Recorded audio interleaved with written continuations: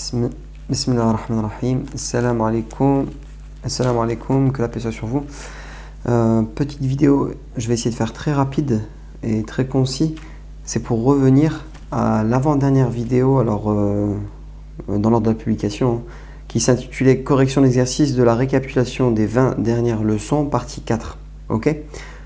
Donc, pourquoi je reviens là-dessus ? Parce qu'en fait, ce jour-là, à la minute 14:30, on était en train de corriger l'exercice 8, page 140. Donc, on était en train de corriger cet exercice-là. Et on est arrivé à cette phrase-là. Ok ? La première. يقول أحمد لنذير قالت لي أختك إن فأرا يعيش في غرفتك. Ok ? Et à ce moment précis, un des élèves du cours avait proposé de mettre far à cet endroit-là, ici. C'était sa réponse à lui. Et moi, j'étais perturbé par cette réponse-là. Moi, j'étais plus pour dire que ça se place ici, tout simplement. Et qu'on ne peut pas mettre le fa'il, le sujet ici derrière le verbe. Ok ? Donc, j'étais hésitant. Alors, ça a commencé à la minute 14:30. Donc, ça, c'est la personne qui devait faire sa phrase. Ensuite, il y a un autre frère qui est intervenu et qui a proposé, moi j'avais dit, s'il y a un verset par exemple où on a le harf inna, ensuite un verbe et ensuite un fa'al juste après, et ben ça serait une preuve pour que j'accepte que ça se dise. Et donc le frère en question, il m'a proposé le fameux verset inna a'tainaka al-kawthar. Et sur le coup, moi j'ai pensé que c'était inna le harf, mais en fait non. Ce n'est pas le harf inna, mais c'est le harf inna plus un damir. Le damir, le damir na de, qui va être fi mahalli nasb ismi inna. Ok, en fait c'est un harf plus un sujet. Le sujet qui est le ism de inna. Donc c'est pas comparable. C'est pas comparable du tout avec ce verset. Ok ?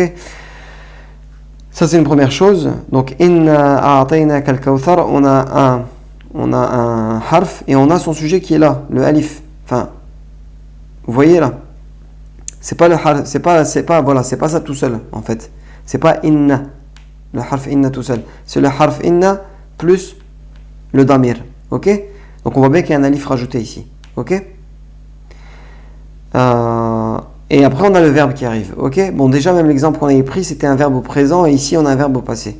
Il y a d'autres versets comme ça qui se ressemblent, mais à chaque fois, on remarque que dans inna, il y a un ziyadatu harf. Par exemple, il y a beaucoup de versets où on entend innama. Innama. Donc, c'est le harf inna plus ma. Ok ? Mais c'est pas inna puis un verbe derrière. Bon, pourquoi je reviens sur ça ? Parce qu'effectivement, j'ai demandé, comme je vous avais dit, je me renseignerai chez quelqu'un qui est plus compétent que moi en langue arabe. Excusez-moi, je viens de taper la caméra. Voilà. Et donc, alhamdoulilah, j'avais fait ça hier. Il m'a répondu rapidement. Dieu merci. Et donc, je vous montre sa réponse. Alors, voilà. Donc, je ne sais pas si on va voir. Voilà. Ce que j'avais écrit, moi. Bon, alors, je ne sais pas si ça va être... Voilà. Voilà, donc, j'avais écrit... هل يجوز أن نرتب هذه الجملة هكذا. J'ai proposé deux solutions. إن يعيش فأر. Donc la phrase à Abu Ishaq. فأر في الغرفة. Ok. أو يجب أن أقولها نحو. Et là j'ai mis ma phrase à moi. إن فأرا يعيش في الغرفة. En considérant que فأرا c'est le ism de إن يكون منصوبا. Ok. Ok.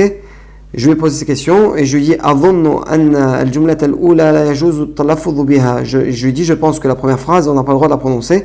جزاك الله للإجابة. Qu'Allah te récompense pour la réponse. Il m'a répondu, alors ses réponses ils sont là. Bon, il n'a pas beaucoup le temps, mais au moins il m'a répondu. Donc c'est gentil. Il me dit الثانية صحيحة. Ok, la deuxième c'est la bonne.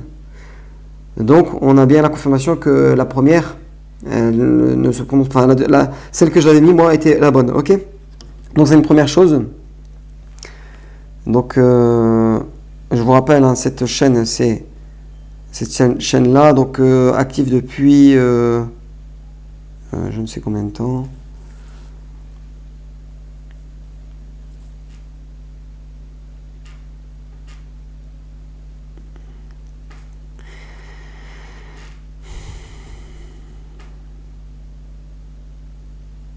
Je m'embrouille, désolé.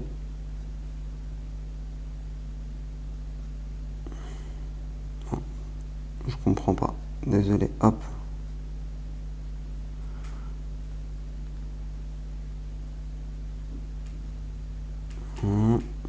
Bon, c'est pas important. La chaîne, c'est Faraidu Lughawiya. Ok, si les arabophones qui veulent revenir vers cette chaîne-là, moi je la trouve très très utile.